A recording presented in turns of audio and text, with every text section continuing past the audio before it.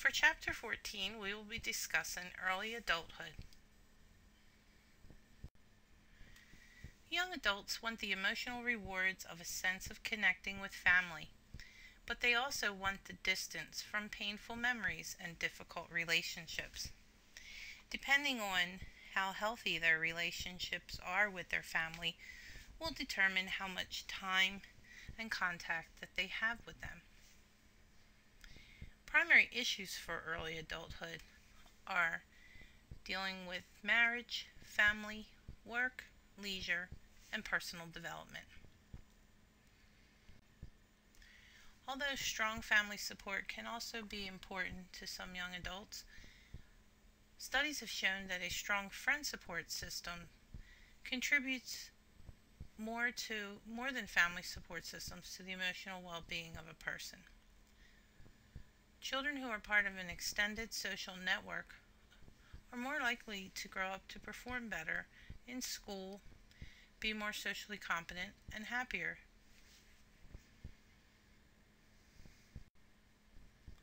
Approximately 95% of Americans get married at some point in their lives. The average U.S. family is equal to 3.18 people in the year 2005, whereas the average U.S. family is 3.58 people in 1970. In Latino U.S. families, members are 3.92, and African American U.S. families are 3.42, whereas white U.S. families are 3.02.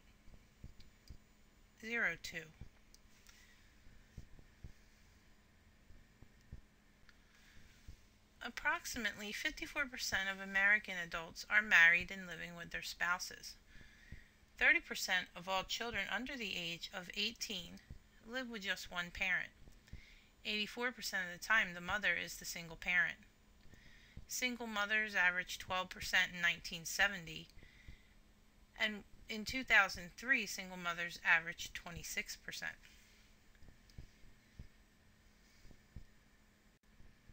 The average age of the first marriage in 1890, the male was 26 and the female was 22. The average age decreased until 1970 and then started to increase in the mid-50s, males being 22 and females being 20. As of 2003, the average age for marriage was a male was 27 and for a female was 25. The next thing we will look at in early adulthood is love and marriage. Sternberg defines love by three components: passion, which is a strong desire for another person; intimacy, which is the ability to share one's deepest and most secret feelings with one another; and commitment, which is conviction that one will stay with another regardless of the sacrifices. Although Sternberg's theory defines love by three components, he demonstrates in his theory 7 forms of love and how these three components can interact with passion, intimacy, and commitment. The first one we will look at is liking. There is intimacy, but no passion or commitment. This would be at the level of a friend, a co-worker, where you may share things with that person, but you have no passion and you have no commitment to this person. The next form of Sternberg's chart is infatuation. This has passion, but no intimacy or commitment. This would be when you are completely taken by someone and you're very passionate about this person, and you may like them and they may not even know you like them, because there is no intimacy, there is no commitment, but you have a strong desire to want to be around this person because you're completely taken in by that person. The next one would be empty love, and that would have commitment, but it has no passion or intimacy. Empty love can be a married couple who have a strong commitment to their marriage. However, they have no passion or intimacy in their relationship anymore. The next one we look at is romantic love. Romantic love has intimacy and passion, but no commitment. Romantic love can be being in a relationship with somebody and yet not being committed to that relationship, being intimate with them, having passion when you're with them, but again, not being committed to that relationship. Fatuous love is commitment and passion, but no intimacy.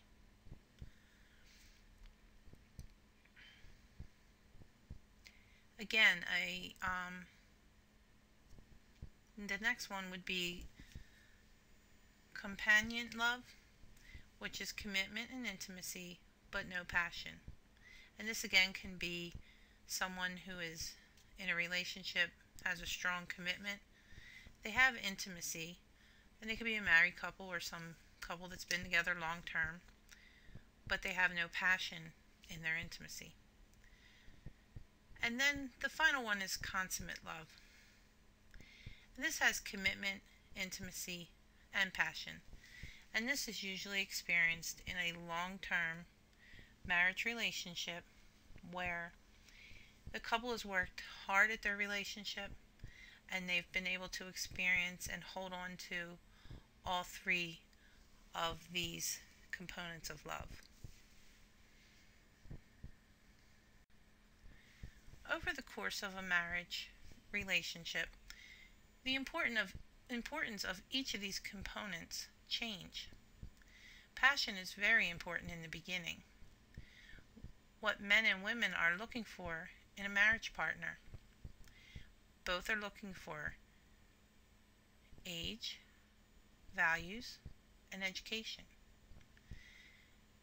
Usually men only are looking for physical attractiveness in a partner, and women only are looking for religion and occupation of a partner.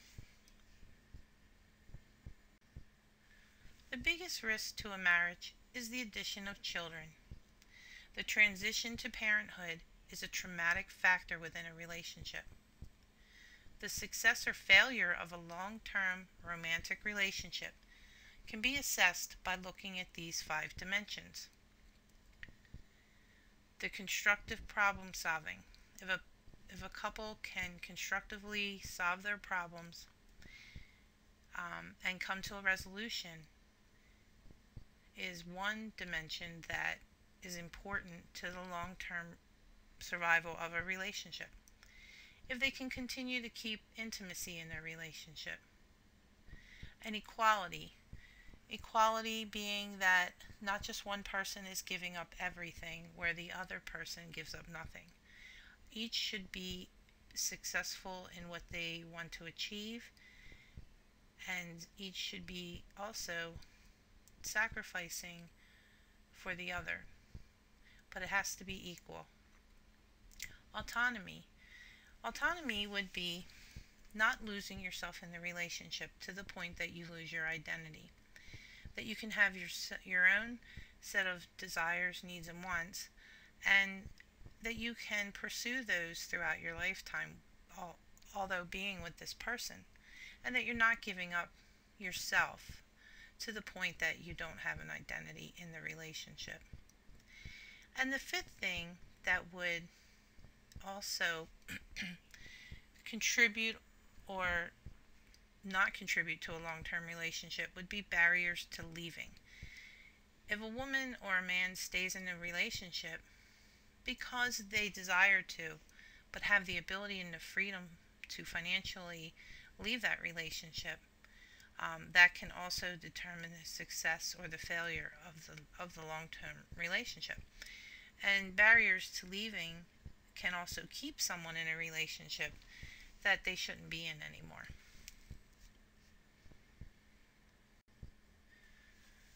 When dealing with stress, men and women respond differently. When there's stress in the relationship, men tend to respond with the flight or fight response, which is that they either run away from the stress of the relationship or they come in the attack of it. Where women respond with bend and bond, which is to seek compromise and build a better relationship with the potential enemy. Women will pull closer to the relationship in order to have the conflict worked out, where men will retrieve and retract and pull away. Next is, why do people get divorced? Well, men and women both get divorced because of emotional incompatibility. However, men tend to get divorced because of sexual incompatibility, and women tend to get divorced when a man has an extramarital relationship.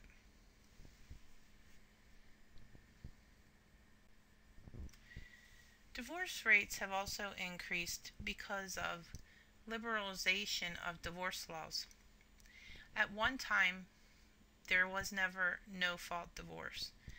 A woman or a man, but most typically women, would have to go before a judge asking for a divorce and asking for various reasons, and then a judge would decide if they were going to grant them that divorce.